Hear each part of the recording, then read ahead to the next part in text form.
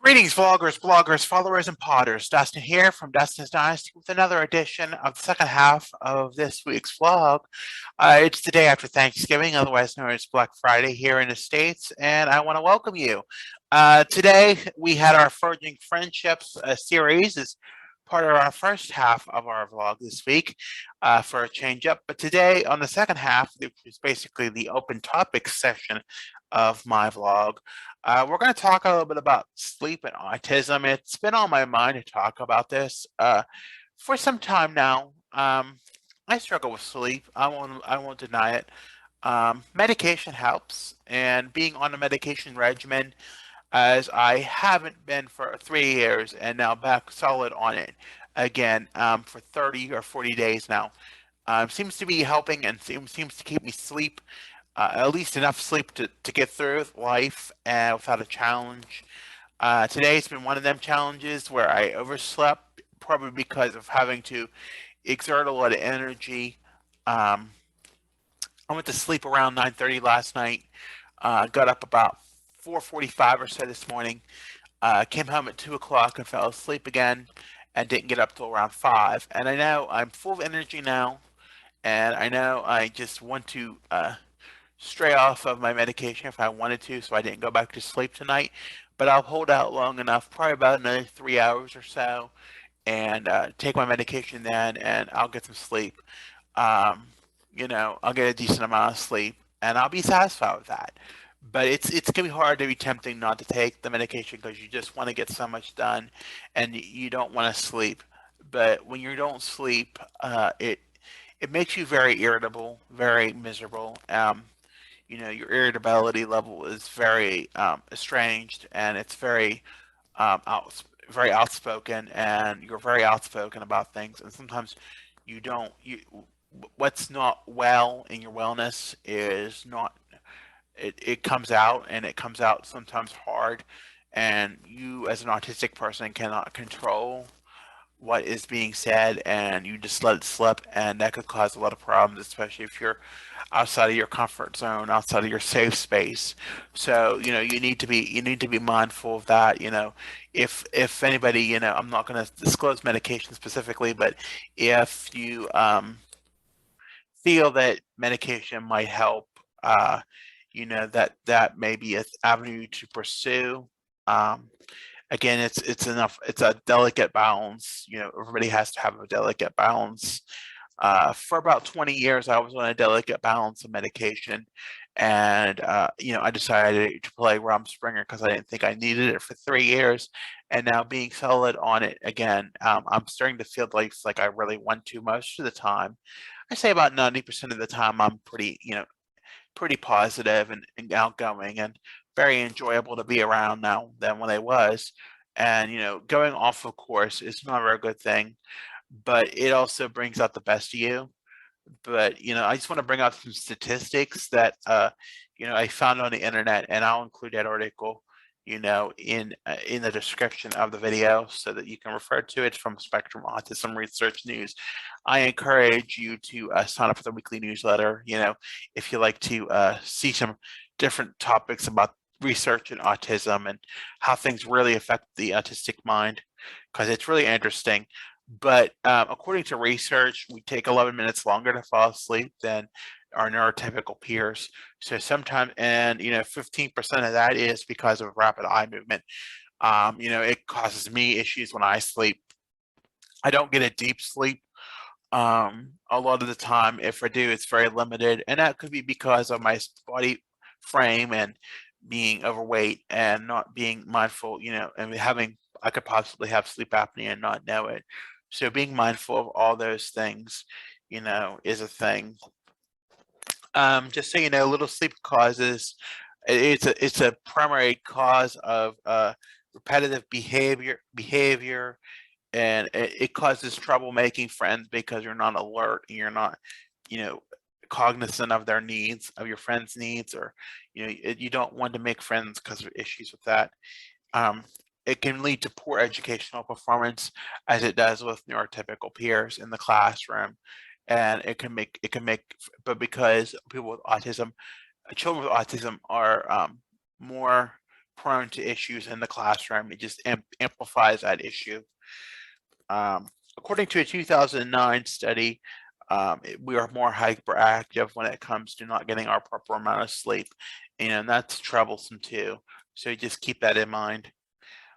So why do we not, why do we not get the sleep that we need? We're like any, we're supposed to be geared like many human beings, but we're all made in a different way or a different understanding.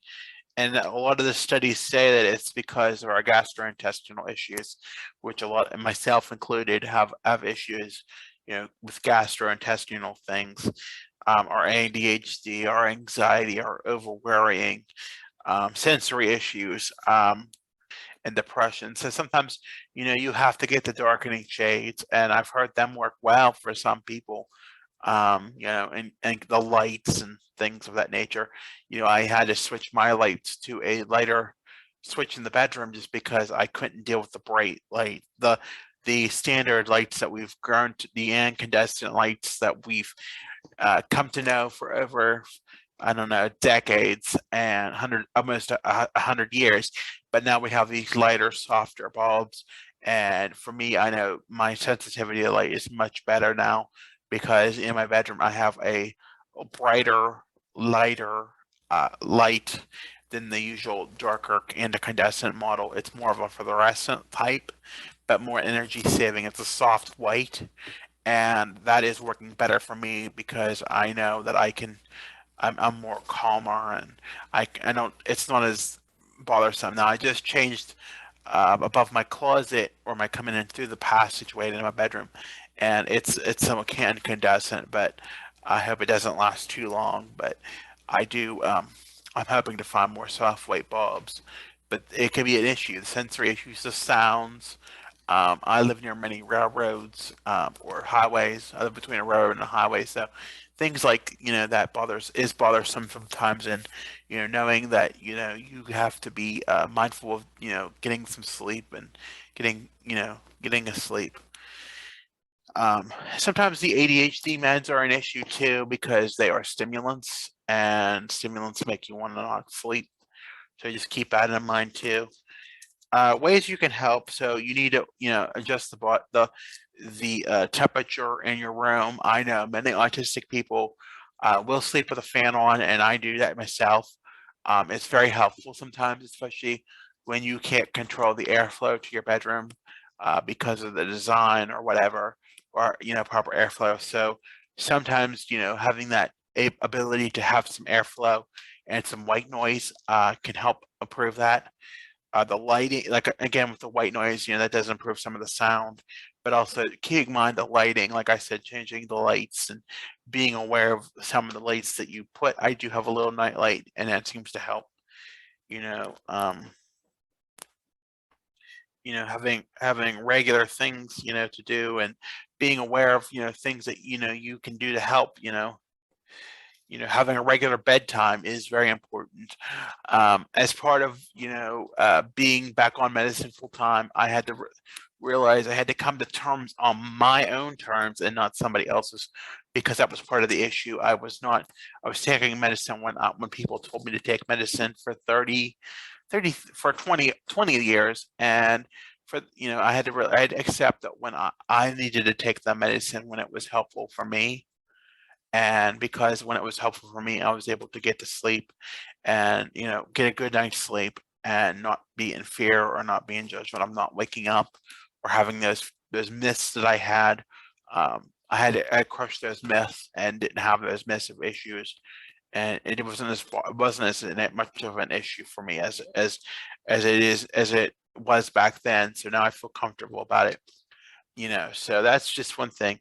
It's just it could be from an unhealthy quality of life. So it creates a unhealthy quality of life. So just be aware of those things. I'm not saying medicine is the end all catch all, but for me, I know I cannot sleep without it. We have to pay homage to the pharmacy workers because they get everything taken care of, and get us our medicine every month. And some areas, especially in the United States right now, are having trouble getting the medicines to people, and they're going days without medicine. And so I must give homage to my pharmacy workers because they are my medicine arrives every month, and it is very well. I don't ever have an issue, so I want to pay quick homage to them. I'll include all this information in the article that I explained in the description. I just want to mention the photo this week is of my local post office. It's on the National Register of Historic Places.